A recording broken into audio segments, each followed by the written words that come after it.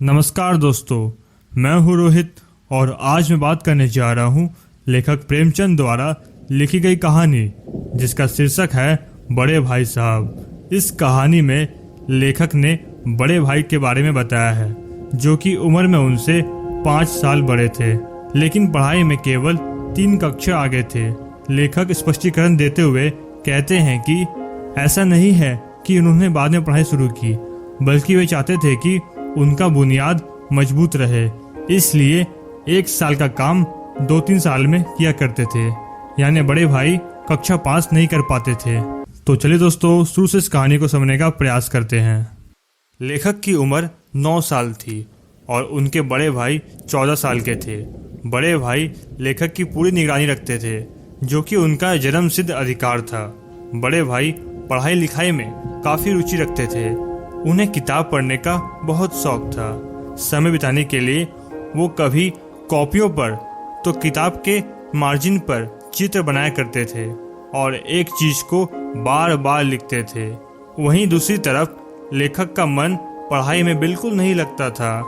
जब भी लेखक को समय मिलता था तो वे हॉस्टल से निकलकर मैदान में खेलने जाते थे।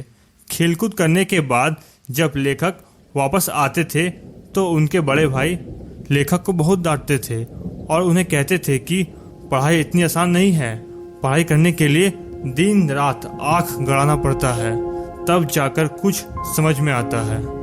अगर इसी तरह खेल कूद करते हुए तुम्हें अपना समय गंवाना है तो बेहतर होगा कि तुम घर चले जाओ और गुल्ली डंडा खेलो। यहाँ रहकर दादा की गाड़ी कमाई के रुपए क्यों बर्बाद करते हो। यह सुनकर लेखक रोने लगे और लेखक को लगने लगा कि पढ़ाई का काम उनके बस का नहीं है। लेकिन 2-3 घंटे बाद जैसे ही निराशा हटी तो फटाफट पढ़ाई लिखाई की टाइम टेबल बनाने लगा, जबकि वो टाइम टेबल का पालन भी नहीं कर पाते थे। खेल कूद के मैदान उन्हें बाहर खींच ही लेती थी। इतनी डांट सुनने के बाद भी लेखक ने खेलना कूदना नहीं छोड़ा। वार्षिक परीक्षा में बड़े भाई फिर फेल हो गए, जबकि लेखक अपनी कक्षा में प्रथम आए। उन दोनों के बीच अब केवल 2 कक्षा का ही दूरी रह गई। तभी लेखक के मन में विचार आया कि अपने बड़े भाई साहब को खरी खोटी सुनाया जाए, लेकिन उन्हें दुखी देखकर लेखक ने इस विचार को त्याग दिया और खेल कूद में व्यस्त हो गए। अब बड़े भाई का लेखक पर ज़्यादा दबाव नहीं था। एक दिन लेखक भोर का सारा समय खेल कूद में बिताकर लौटे तो उनके बड़े भाई ने उन्हें बहुत डांटा और कहा कि अगर कक्षा में अव्वल आने पर घमंड हो गया तो यह बात जान लो कि बड़े बड़े आदमी का भी घमंड नहीं टिक पाया है, तो तुम्हारा क्या अस्तित्व है। ऐसे अनेकों उदाहरण देकर लेखक को उनके बड़े भाई ने डांटा। बड़े भाई ने कक्षा की अलजेब्रा, जियोमेट्री और इतिहास पर अपनी टिप्पणी की और बताया कि यह सब विषय बहुत कठिन है। यहाँ तक कि निबंध लेखन को भी उन्होंने समय की बर्बादी बताया। यह सब सुनकर लेखक को उस दिन अपना भोजन बिना स्वाद जैसा लगा। इसके बाद लेखक की पढ़ाई में अरुचि बनी रही और खेल कूद में वो हमेशा की तरह शामिल होते रहे।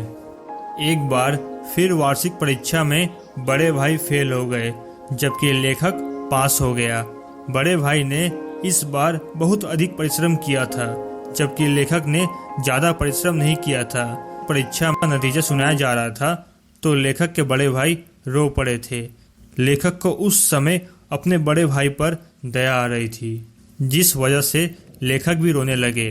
अब लेखक और उनके बड़े भाई के बीच केवल 1 कक्षा का अंतर रह गया। बड़े भाई साहब अब काफ़ी नरम पड़ गए। अब उन्होंने लेखक को डांटना बंद कर दिया।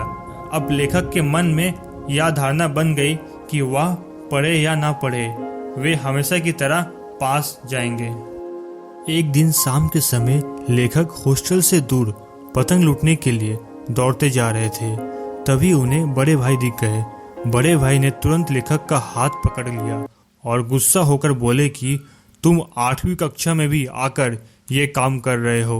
किसी जमाने में लोग 8वीं पास करके नायाब तहसीलदार बन जाते थे। कई सारे लीडर और समाचार पत्रों के संपादक भी 8वीं पास है, लेकिन तुम इसे महत्व नहीं देते हो। बड़े भाई साहब ने लेखक को तजुर्बे के महत्व को स्पष्ट करते हुए कहा कि भले ही तुम मेरे से कक्षा में कितने भी आगे निकल जाओ, फिर भी मेरा तजुर्बा तुमसे ज्यादा रहेगा। उन्होंने लेखक को अम्मा दादा का उदाहरण देते हुए कहा कि भले ही हम बहुत पढ़ लिख जाए, लेकिन तजुर्बे की बराबरी नहीं कर सकते। वे लोग बीमारी से लड़कर घर के काम काज तक में हमारे से ज्यादा अनुभव रखते हैं। इन सभी बातों को सुनकर लेखक अपने बड़े भाई साहब के आगे सिर झुकाकर उनका अभिवादन करने लगे। इतने में एक पतंग उन दोनों के ऊपर से गुजरा। क्योंकि बड़े भाई साहब काफी लंबे थे, इसलिए उन्होंने पतंग की डोर को पकड़ लिया और हॉस्टल की तरफ दौड़कर भागने लगे। फिर लेखक भी उनके पीछे पीछे भाग रहे थे।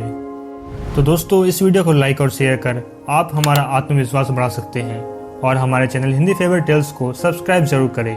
और दोस्तों, ऐसे कुछ और कहानियों के लिए आप हमें कमेंट बॉक्स पर लिखकर जरूर बताइए। धन्यवाद।